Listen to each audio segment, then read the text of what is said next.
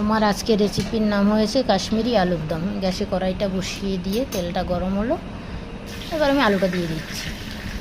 আলুটা দিয়ে একটু নেড়ে চেড়ে একটু নুন দিয়ে দিয়েছি, একটু হলুদ গুঁড়ো দিয়ে দিয়েছি।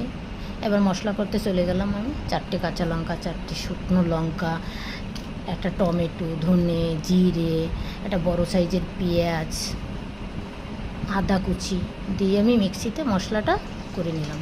আর আলু ভাজাটা হয়ে গেল, আলু ভাজাটা তুলে নিচ্ছি। তুলে নিয়ে ওই তেলের ভিতরে আমি কটা কাজু দিয়ে দিলাম। কাজুটা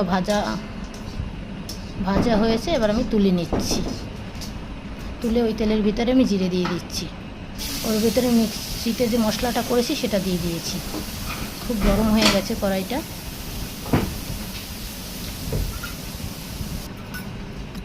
এরপরে আমি কাজু আর পোস্তটা বেটে নিচ্ছি, সেই মিশ্রণটা দিয়ে দিয়েছি। এবার টক দই দিয়ে দিয়েছি।